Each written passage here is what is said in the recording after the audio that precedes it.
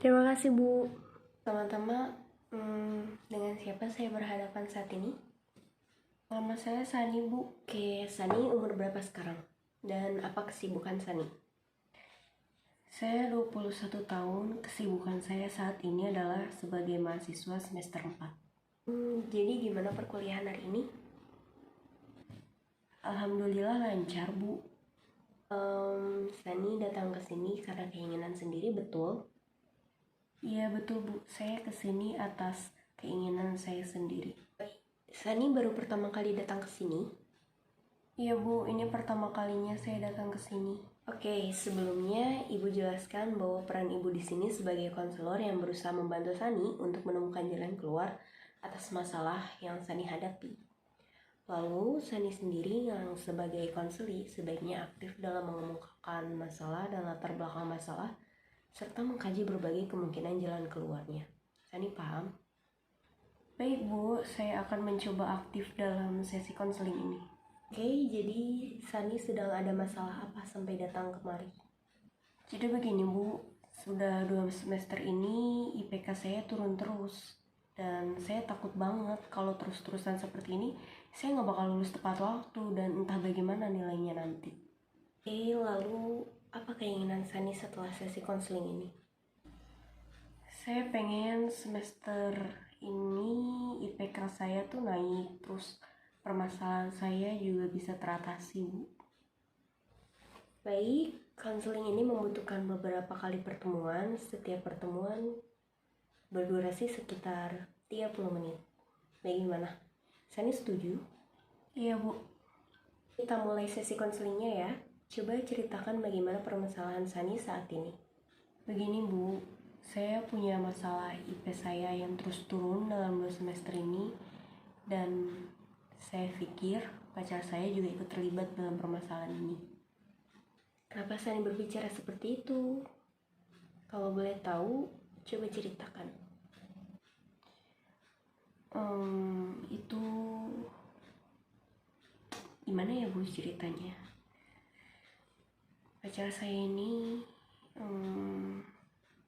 ceritain aja Sani, nggak apa-apa kok. Ibu nggak bakal bocorin rahasia Sani dan cerita Sani ke siapapun.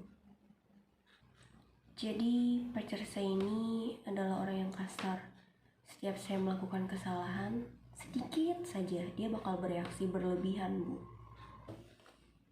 Astagfirullah, berlebihan seperti apa contohnya? Ya kayak membentak saya, kadang sampai mukul, ya macam-macam lah Bu. Sepertinya permasalahan Sani berat sekali ya. Iya Bu, itu yang bikin saya stres karena setiap kami berantem, saya itu kan akhirnya tuh nangis ya, terus tertidur, terus malah jadi lupa tugas kuliah saya karena kan udah terlalu lelah sama bertengkar sama pacar saya. Terus saya jadi benci banget sama dia Bu, gara-gara dia itu saya jadi turun. Sani pasti merasa terganggu sekali dengan hal tersebut ya. Ya jelas lah Bu, padahal saya tuh udah berusaha semaksimal mungkin loh. Saya udah belajar semaksimal mungkin.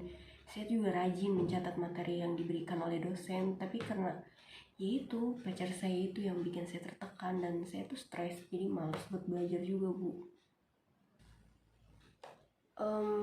Ibu boleh bertanya, apakah Sani sudah pernah menegurnya bahwa apa yang dia lakukan itu salah?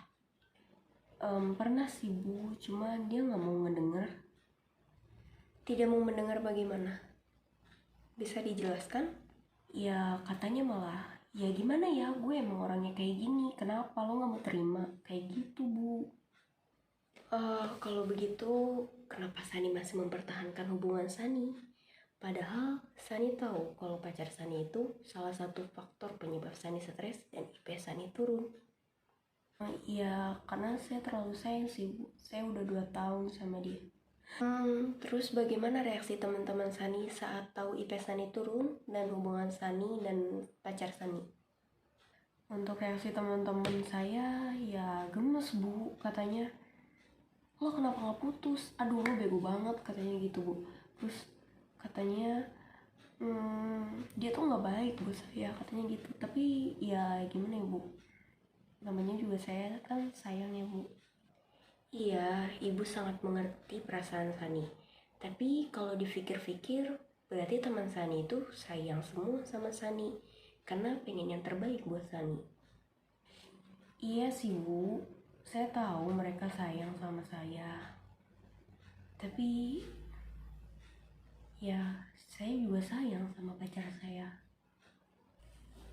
Kira-kira nih ya, kalau dari range 1 sampai 100, berapa persen sih Sani sayang sama pacar Sani setelah dia hancurkan hati Sani, dia buat Sani menangis, terus sampai kata Sani tadi IP Sani turun selama 2 semester? Mungkin sekitar 50% kali ya bu, soalnya kan 50%-nya saya kesel banget sama dia, saya benci sama dia karena dia tuh yang bikin effort saya turun, yang bikin mental saya kayak tertekan gitu. Tapi 50%-nya lagi saya sayang sama dia. Terus kalau untuk Sani kan bilang tadi Sani pengen IP-nya naik ya. Kira-kira tuh dari range 1 sampai 100, berapa persen Sani ingin merubah IP Sani supaya jadi lebih baik? Kalau untuk naikin IPK saya bisa bilang sampai 100% sih. Karena masalah saya yang selalu berantem sama pacar saya itu kan akhirnya saya stres sendiri, IP saya turun, belum lagi saya merasa cemas sama masa depan saya bakal kayak gimana, terus saya bakal lulus tepat waktu atau enggak.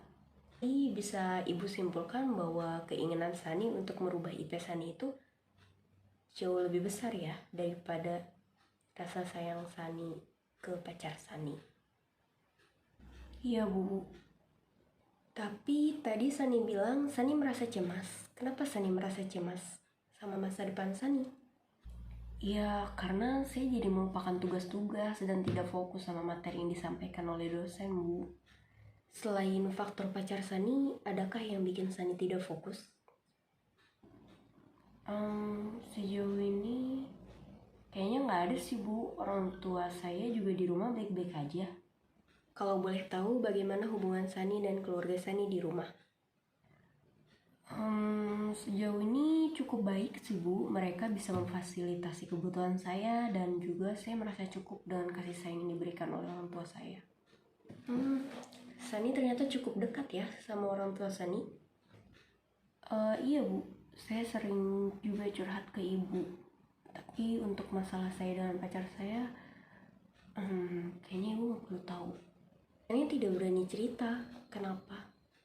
Apa yang membuat Sani tidak berani cerita ke ibu? Saya takut orang tua saya seperti teman-teman saya yang bakal nyuruh saya buat putus sama pacar saya bu. Jadi ibu saya itu taunya IP saya turun karena saya terlalu lelah di kepanitiaan kampus. Tapi meski begitu, ibu saya nggak langsung nyuruh saya buat keluar dari kepanitiaan. Ibu saya tetap mendukung apapun keputusan saya. Cuma kalau menurut ibu, setiap orang tua itu pasti pengen yang terbaik buat anaknya. Begitupun orang tua Sani. Bu, saya tahu setiap orang tua pasti pengen yang terbaik buat anaknya. Terus, kenapa Sani menyembunyikan masalah ini kepada ibu Sani sendiri? Padahal ibu Sani itu harus tahu bahwa selain IP Sani turun itu faktor penyebabnya karena pacar Sani juga.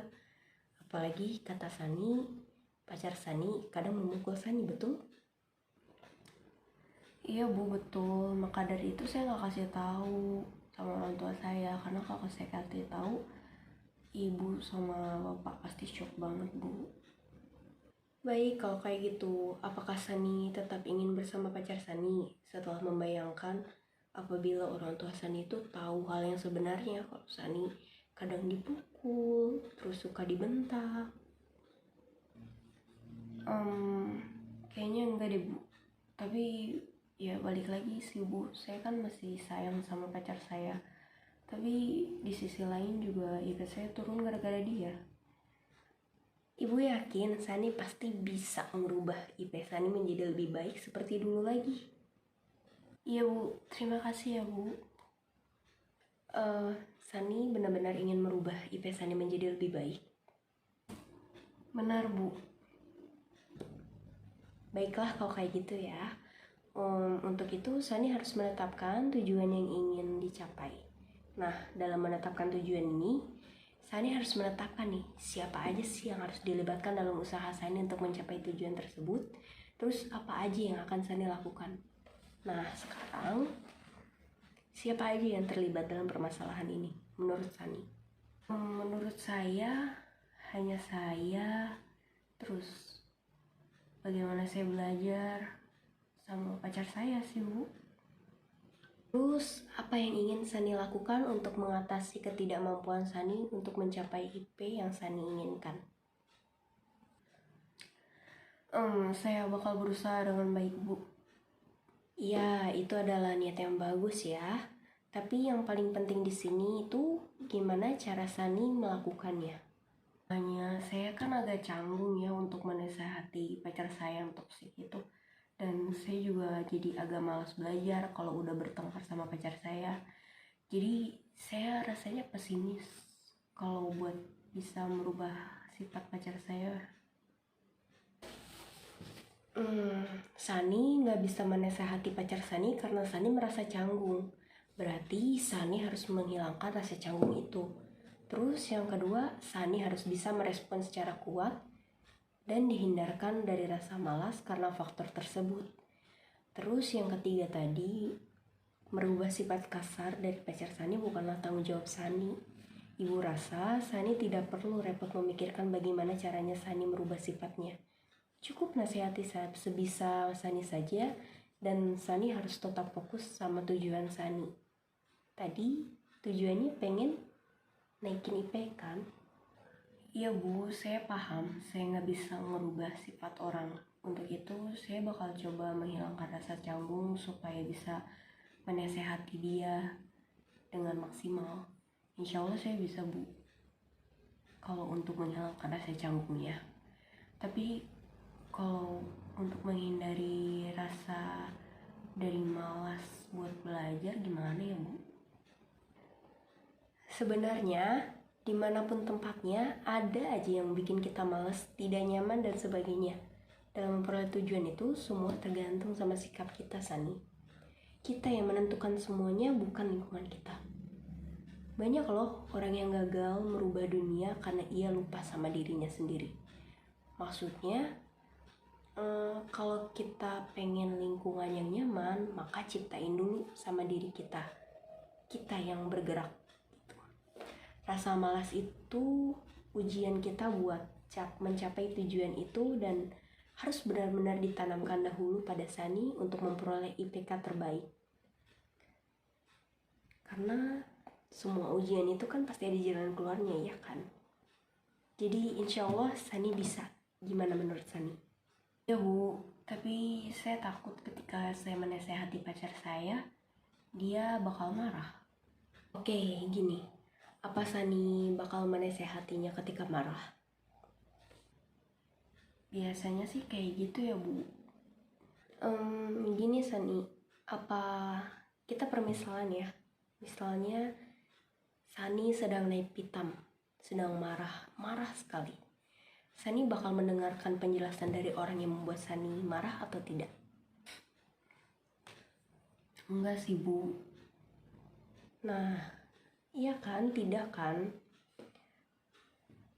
Sani bakal berbicara ketika kepala Sani sudah mulai dingin, sudah mulai tenang, ya kan? Betul Bu. Juga kalau suasananya mendukung. Bagaimana suasana yang mendukung menurut Sani? Ya kalau kepalanya udah dingin, terus bisa berpikir rasional dan suasananya enjoy. Itulah yang ibu maksud Sani. Sani pun tahu kan kalau orang lagi marah, dia gak bakal mau mendengar penjelasan apapun, ya kan? Iya Bu, jadi saya harus menasehatinya atau mengajaknya berbicara waktu kepala kami udah sama-sama dingin. Terus suasananya juga mendukung. Bagus sekali Sani. Sekarang coba rumuskan tujuan apa yang bakal Sani capai setelah konseling ini. Baik Bu, saya merasa canggung dengan pacar saya untuk ngasih nasihat dan tidak tegas. Terus untuk itu saya juga harus merubah mindsetnya dengan cara ketegasan tersebut di tempat yang seenjoy mungkin. Terus buat memperoleh IP yang maksimal, seharusnya saya belajar dengan maksimal juga, dan buat memerangi kemalasan bukan dengan menyalahkan keadaan atau mood, karena semua itu tergantung pada sikap kita. Bagus banget, Sani udah merumuskan tujuan untuk mengatasi permasalahan ini. Terima kasih Bu. Sepertinya waktu kita bakal habis sedikit lagi. Nah, untuk memanfaatkan waktu, Ibu pengen Sani mengungkapkan hasil-hasil pokok pembicaraan kita. Saya harus bisa memahami lingkungan sekitar saya agar saya mampu menyikapi dengan baik. Dan saya tidak kesulitan dalam fokus belajar dan IP saya bisa naik. Terus yang terpenting lagi, saya harus bisa memerangi rasa malas. Saya juga nggak diperkenankan mencoba merubah sifat pacar saya, tetapi saya akan mencoba menasehatinya dengan tegas yang diharapkan bisa merubah mindsetnya. Tapi kalau dia juga nggak berubah, terus malah menghambat saya dalam mencapai tujuan saya harus tegas kepada diri saya sendiri dan melepaskannya. Bagus banget. Rupanya Sani sudah paham. Jadi gimana perasaan Sani sekarang? Alhamdulillah saya sangat lega Bu. Alhamdulillah ya udah lega. Baiklah, kalau Sani tidak keberatan, kita bisa bertemu di hari dan jam yang sama lagi ya. Baik Bu, kalau gitu saya pamit dulu. Baik Sani, terima kasih ya. Hati-hati di jalan.